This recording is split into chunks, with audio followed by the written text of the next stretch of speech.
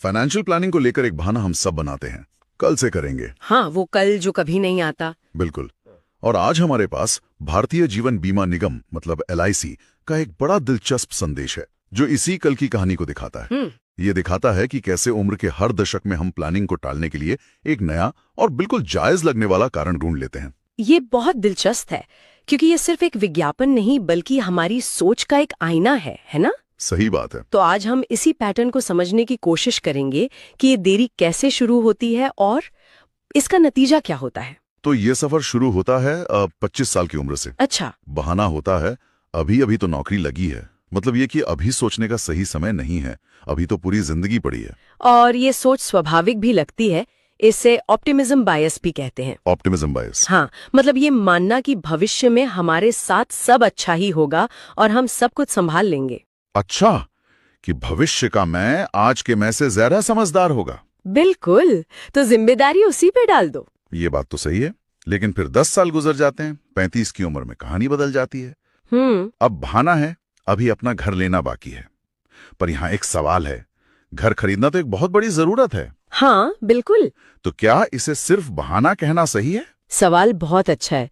देखिए, ये बहाना तब बनता है जब एक जरूरत हमारी इकलौती प्राथमिकता बन जाती है। अच्छा।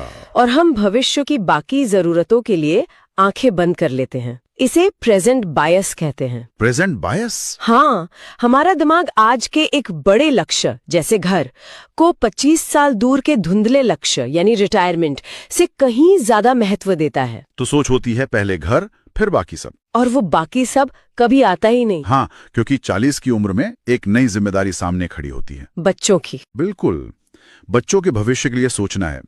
यहाँ एक अजीब सा विरोधाभास है ना? कैसा विरोधाभास? कि लोग सोचते हैं कि वे बच्चों के लिए सब कुछ कर रहे हैं, पर असल में वे अपने रिटायरमेंट का बोझ उन्हीं बच्चों पर डालने की तैयारी कर रहे होते हैं। बिल्कुल सही पकड़ा आपने। और यहीं पर LIC का वो नारा जिंदगी के साथ भी जिंदगी के बाद भी बहुत प्रासंगिक हो जाता है। लोग बच्चों के लिए जिंदगी के बाद वाली सुरक्षा तो सोच रहे हैं, लेकिन अपने लिए जिंदगी के साथ वाली सुरक्षा को नजरअंदाज कर रहे हैं। हाँ, पूरी तरह से।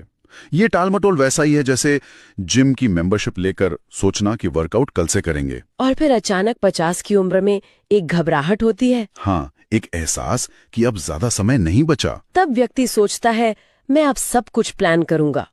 यहाँ एक तरह की हड़बड़ी दिखती है, पर शायद काफी देर हो चुकी होती है। और यही स्रोत का सबसे शक्तिशाली हिस्सा आता है, 60 की उम्र में पछतावा। सिर्फ पछतावा। जब कमाने के साल खत्म हो जाते हैं तब बस एक ही एहसास बचता है, काश मैंने पहले ही प्लान करना शुरू किया होता। ये एक बहुत भारी एहसास है। हाँ, और ये सीधे स्रोत की चेतावनी से जुड़ता है। बहाने बनाएंगे तो बुढ़ापे में पछताएंगे। मतलब हर दशक के छोटे छोटे जायज लगने वाले तर्क मिलकर भविष्य में एक बड़े अफसोस की वजह बनते हैं। बिल्कुल। तो ये स्रोत हमें दिखाता है कि कैसे सही समय पर एक छोटा कदम ना उठाना बाद में एक बड़ी छलांग लगाने की मजबूरी बन जाता है। और अक्सर वो छलांग लगाने का मौका ही नहीं मिलता। सही है। और ये हमें एक बहुत गहरे विचार के साथ छोड़ जाता है। क्या? हमें ये सोचने पर मजबूर करता है कि आखिर वो कौन सा मोड़ है जहां एक जायज लगने वाला कारण एक खतरनाक बहाना बन जाता है और भविष्य